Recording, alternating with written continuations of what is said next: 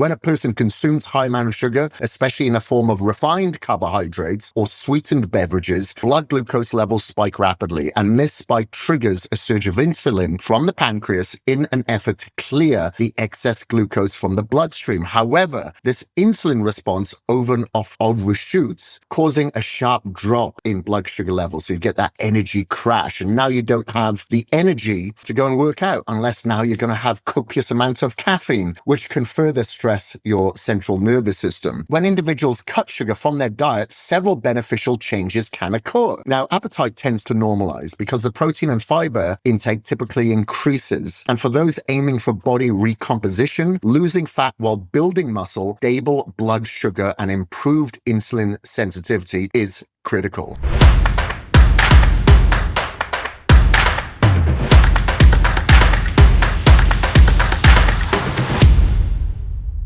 Hello, everybody. Welcome back to another Kris Gethin podcast. And today I'm talking about a topic that is trending all over the internet, all over Instagram, YouTube, what have you. And that is the sugar diet, or some people are calling it the sugar fasting diet. So I'm going to tell you why everyone is talking about it and what's wrong with it. And you may have seen this trend circulating online where certain influencers are promoting what they call the sugar or sugar fasting diet. And the images are compelling. You know, you see people that are muscular, shredded, individuals eating candy, drinking soda, claiming that eating large amounts of sugar has no negative impact as long as calorie intake is controlled. Now, this flies in the face of what most of us have been taught about sugar and health, and it sounds controversial, and that is exactly why it is spreading so quickly. And today we're going to dissect this trend very carefully. We will discuss what is true, what is misleading, what actually happens inside your body when you consume large amounts of sugar, not just for the short term, but over years or decades. Now, this isn't about fads or internet debates. This is about your performance, your health span today and for the future. So let's get started.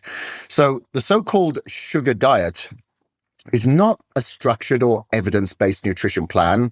It's an internet-driven trend, primarily emerging from the fitness influencer space on platforms like YouTube, TikTok, Instagram, etc. And the trend involves athletes, trainers, influencers, advanced lifters experimenting with extremely high sugar intakes, often documenting themselves consuming large quantities of candy, soda, juice, or pure dextrose powders. Now, one prominent example is Mark Bell, a well-known figure in the strength and powerlifting community. And several years ago, Mark promoted an aggressively low-carb philosophy with slogans like the war on carbs.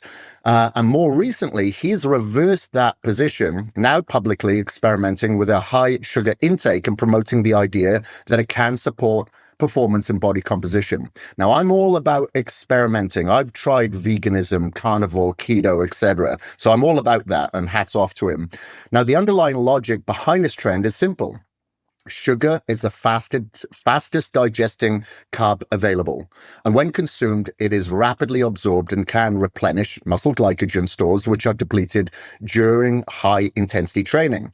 Now, the argument being made here is that if total calorie intake is kept in check, even high sugar consumption will not necessarily lead to fat gain. It may even support training adaptations and physical improvements. And in other words, proponents of the sugar diet suggest that one can achieve body recomposition, losing fat, building muscle, while consuming large quantities of simple sugars as long as calorie balance is maintained.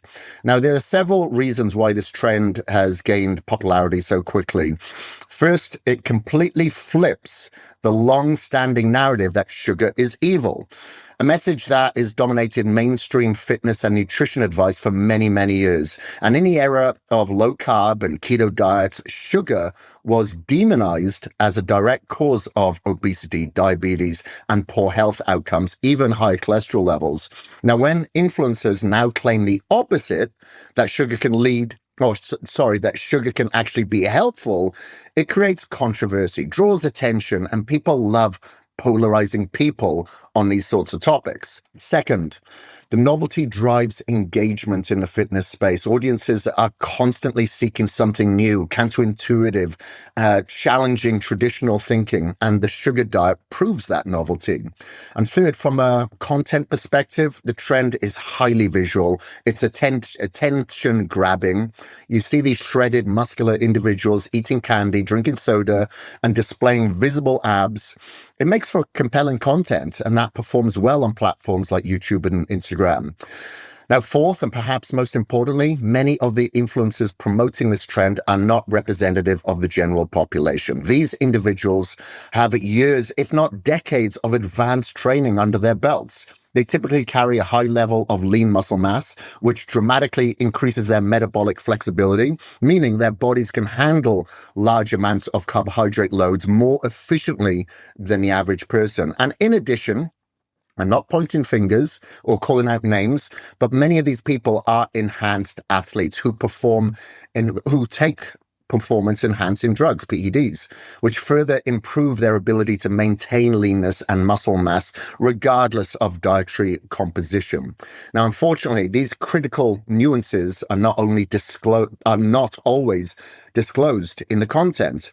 The average viewer sees a shredded physique and assumes that the same results are attainable by simply copying the dietary behavior without understanding the psychological differences between themselves and the influencer. Now, this is what makes the trend misleading for the general audience. It also disregards the fact that most individuals do not possess the same metabolic flexibility, training age, or pharmacological support. Now, what is valid about this diet trend? It is important to acknowledge that sugar is a carbohydrate, and carbohydrates themselves are not bad. In fact, carbs are the body's primary and most efficient source of energy, particularly for athletes or individuals engaging in high intensity or resistance training. So carbs replenish glycogen. We know that. It fuels physical performance. We know that, and supports recovery. We know that. But completely demonizing carbohydrates is not supported by scientific literature or practical experience in the field of performance nutrition. Second, fat gain occurs when there is sustained calorie surplus. That is when an individual consistently consumes more energy than their body requires. So, of course, that's not going to automatically lead to fat gain. It's the overall calorie intake that is controlled within maintenance or deficit levels leads to that fat loss. And it is possible to maintain a lean physique while including some sugar in an otherwise balanced and nutrient-dense diet. Many athletes and physique competitors do include occasionally sugar or carbohydrate refeeds, especially around training.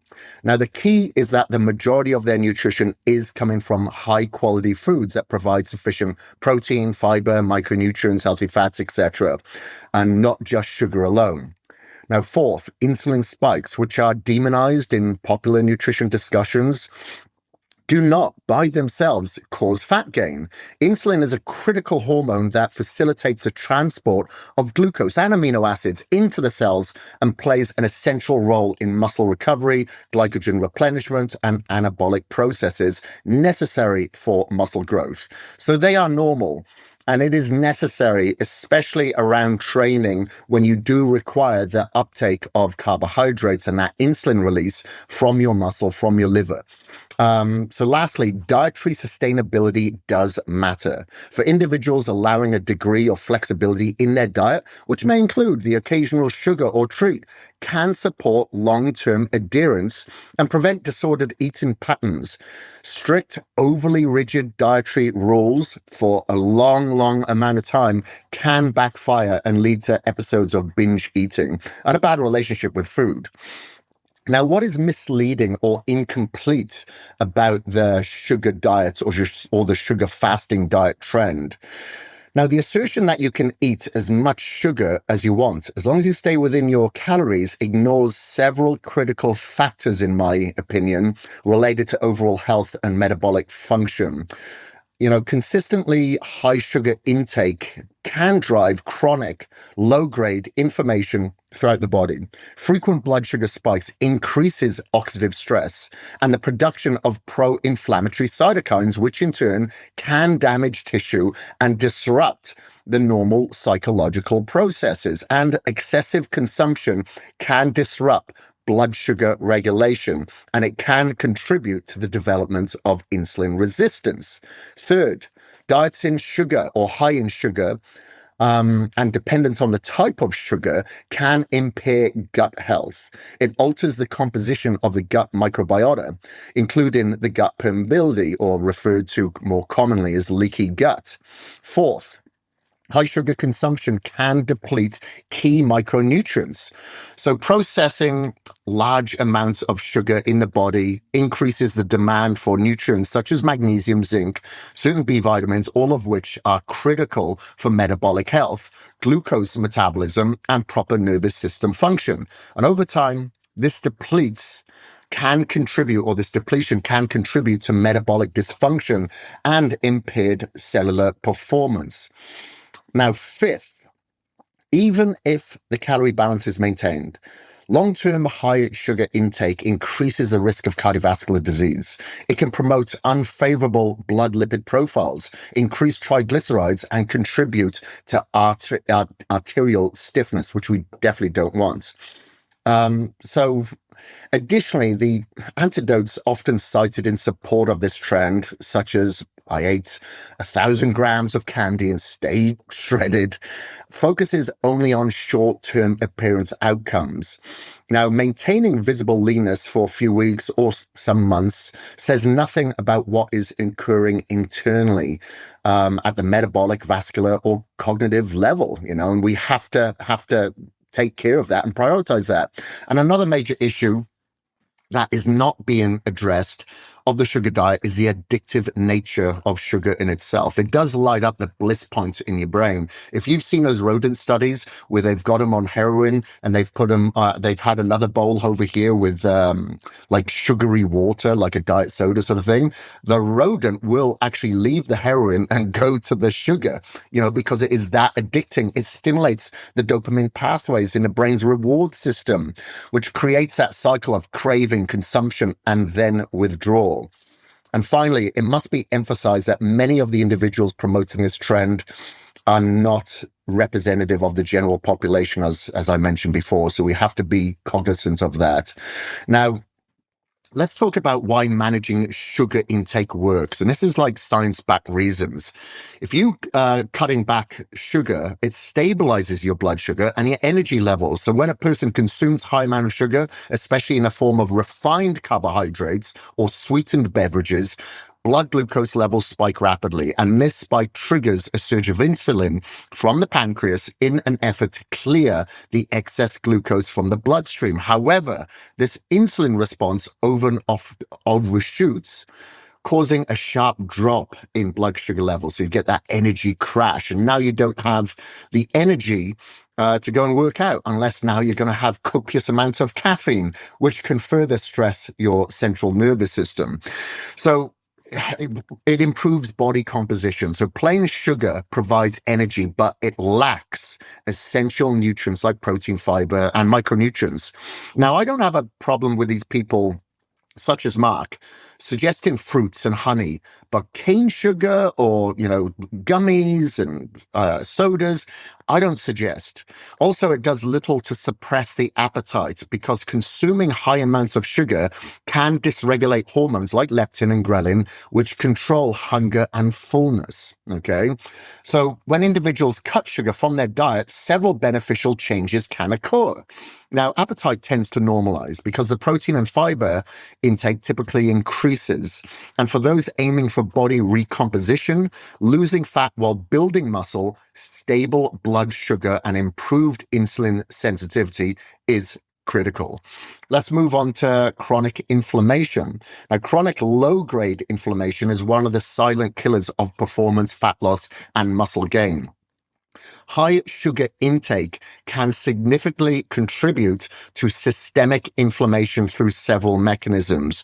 Frequent blood sugar spikes that can release pro-inflammatory cytokines. And then you have the glycogen ends, your AGEs, which are byproducts of sugar metabolism accumulated and then damage the tissue. And then it could lead to leaky gut, visceral fat, the list kind of goes on. But when clients cut sugar and lower systemic inflammation, I notice that my clients usually report that they often notice rapid improvements, reduced water retention, less joint pain, visible improvements in muscle definition, accelerated fat loss. This underscores the point that if a person is struggling with stubborn body fat, despite being in a calorie deficit and training hard, systemic inflammation could be the hidden obstacle, and high sugar intake could be fueling it. And let's talk about cravings. Sugar has a profound effect on the brain's reward system, and it stimulates dopamine release, which is the same area activated by addictive substances like nicotine, cocaine, heroin, etc.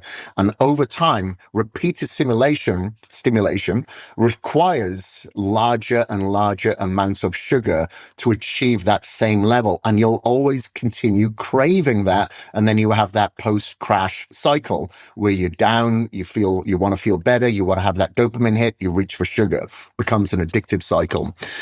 And number 5, supporting long-term health and longevity. The long-term consequences of high sugar intake are well documented in scientific literature.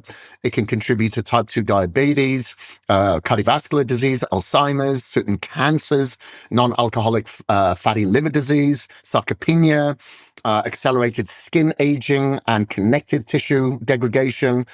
So we have to continue to think about that, because we don't want cognitive decline. We don't want visceral fat accumulation. We don't want insulin resistance. We don't want to accelerate aging.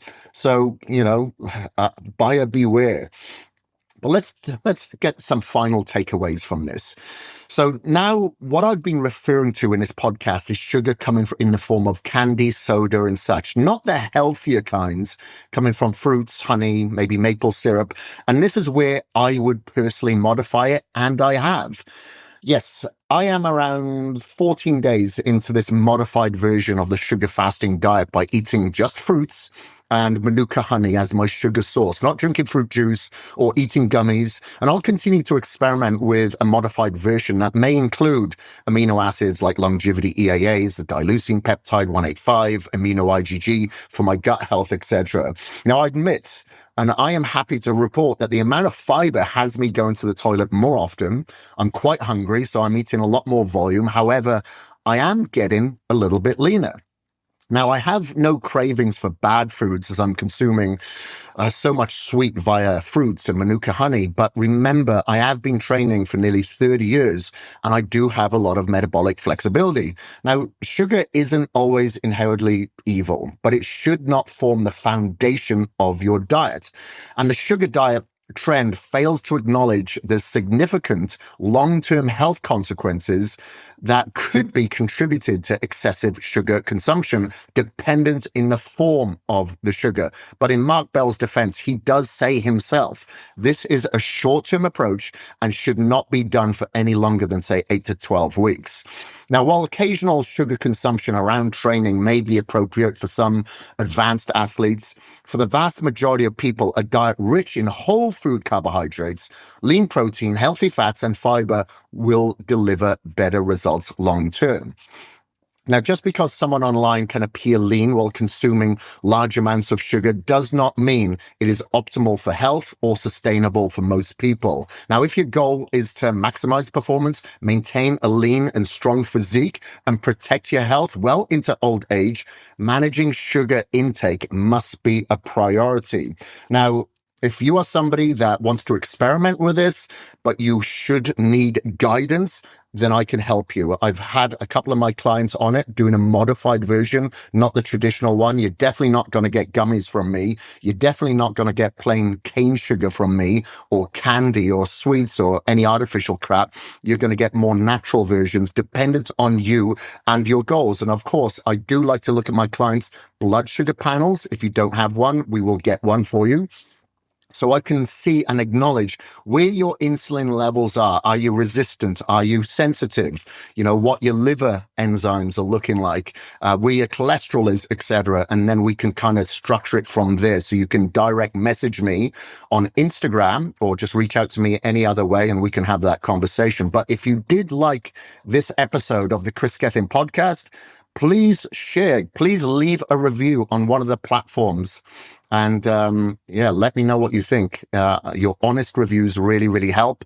And it only allows me to get better. Thank you ever so much. Until next week, this is the Kris Gethin podcast. We is out.